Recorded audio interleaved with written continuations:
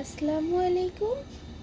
আজকে দেখাবো একটা বেবি পাঞ্জাবি কাটিং এবং সুইং। তো এটাকে আমি দুই পার্টে বিভক্ত করছি। তো আজকে আমি দেখাবো মূলত কাটিংটা, পরের পর্বতে সুইংটা দেখাবো। তো আজকে মূলত আমি একটা 1 বছরের বেবির জন্য পাঞ্জাবি করতে চাচ্ছি। তো আমি মূলত এক গজ কালো কাপড় নিয়েছি। তো আপনারা যদি একটু বড় বা ছোট করতে চান সেক্ষেত্রে বেশি লাগতে পারে। তো আমি খুবই সিম্পল ওয়েতে পাঞ্জাবি কাটিংটা দেখাবো, আশা করছি আপনাদের ভালো লাগবে। তো প্রথমে আমি কাপড়টাকে 4 ভাঁজ করে নেব। খুবই সাধারণভাবেই করতে চাচ্ছি। তো দেখেন আমি কিভাবে করি কাজটা।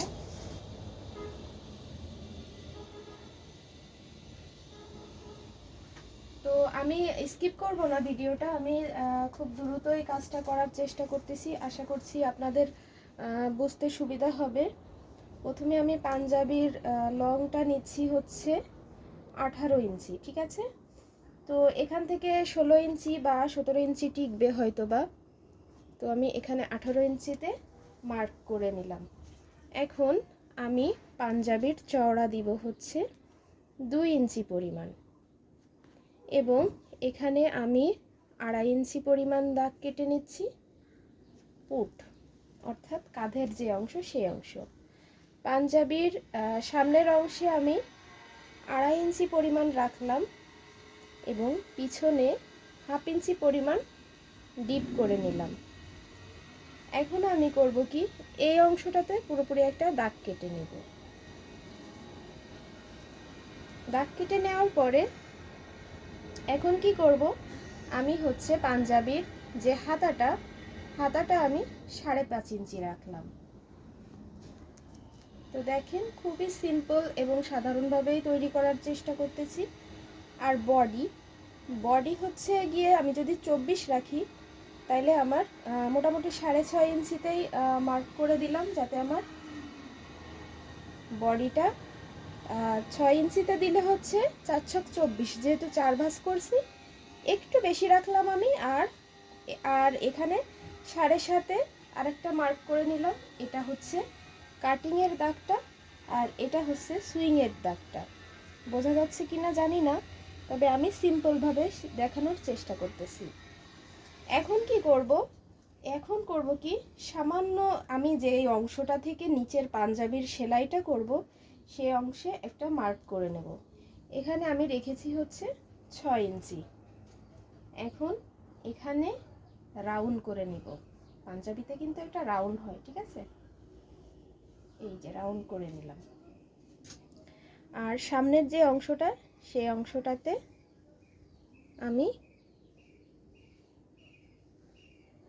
ভি শেপ করে দাগ কেটে নিলাম। আর এখানে পাঞ্জাবির বগলটা আমি এঁকে নিলাম। এখন করব কি, বগলের যে সাইডটা ওই অংশে আমি করব কি 1/2 ইঞ্চি পরিমাণ ডাউন করে নিলাম। এটাকে বলে শোল্ডার ডাউন, ঠিক আছে। তো এটা হচ্ছে আমার কাপড়টা মূলত আঁকা শেষ হয়ে গেল। এখন আমি কাপড়টা কাটিং করব। এখন আমি ফার্স্টে পিছনের অংশের যেই সামান্য একটু রাউন্ড ছিল সেই অংশটা কেটে নিলাম। এখন আমি শোল্ডার ডাউনের যে অংশটা ওই অংশটা কেটে নিলাম।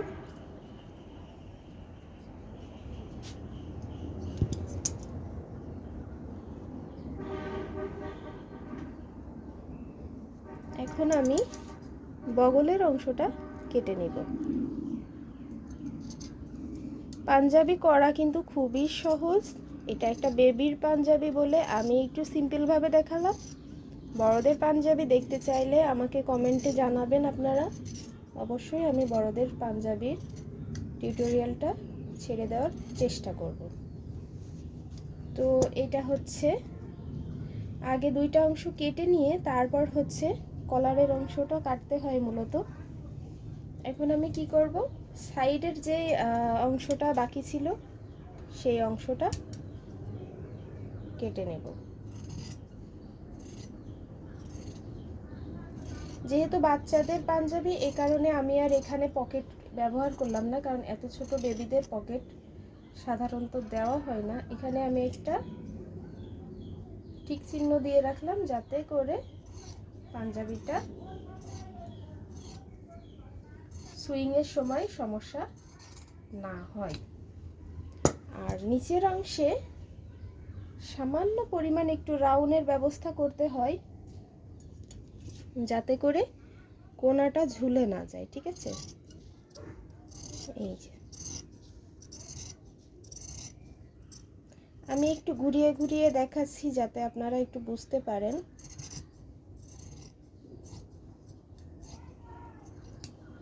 আমার মূলত পাঞ্জাবিটা কাটিং শেষ। এখন মূলত কি করব, এখন হচ্ছে গিয়ে এই যে সামনের কলারের অংশটা, এই অংশটা কাটবো। তো আমি কি করব, দুইটাকে আলাদা করে নিলাম। এটা হচ্ছে পিছন পার্ট আর এটা হচ্ছে সামনের পার্ট।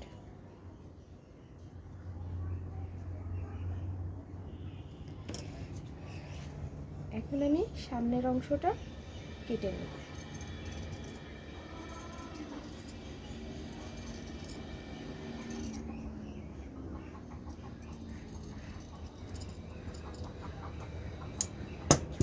এখন কি করব, সামনে যে ফ্ল্যাকেট লাগানো থাকে সেই ফ্ল্যাকেটের অংশটা আমি কেটে নেব। যতটুকু আপনি রাখতে চান ততটুকুই কাটবেন। এখানে বেবি পাঞ্জাবি এত বেশি রাখার দরকার নেই, জাস্ট এতটুকু রাখলেই এনাফ। বাচ্চার মাথাটা ঢুকবে এরকমভাবে কাটলেই যথেষ্ট। তো এটা হচ্ছে আমার বডি কাটা হয়ে গেল। এখন আমি চলে যাব পাঞ্জাবির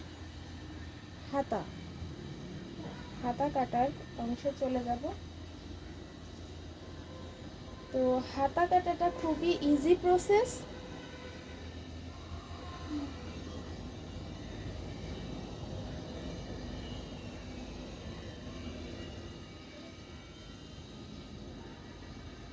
এইভাবে 4 ভাঁজ করে নিতে হবে হাতার জন্য।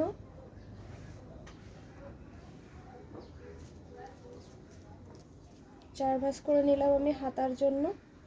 এখানে আমি হাতায় রাখলাম হচ্ছে 6 ইঞ্চি, যেহেতু আমি ওখানে রেখেছিলাম 5 ইঞ্চি, তো এখানে আমি 6 ইঞ্চি পরিমাণ রেখে দিলাম। এখন আমি হাতার লং যে মাপটা সেটা নিব।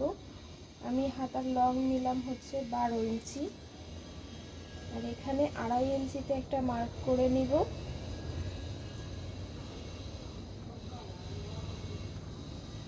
আড়াই ইঞ্চিতে একটা মার্ক করে নিলাম। এখানে একটা দাগ দিব, এখানে একটা দাগ দিব। এই যে আমার হাতাটা কাটা একেবারে সহজ প্রসেস। এইভাবে করে হাতাটা কেটে নিব, আর এখানেও আমি সমান করে কেটে নিব।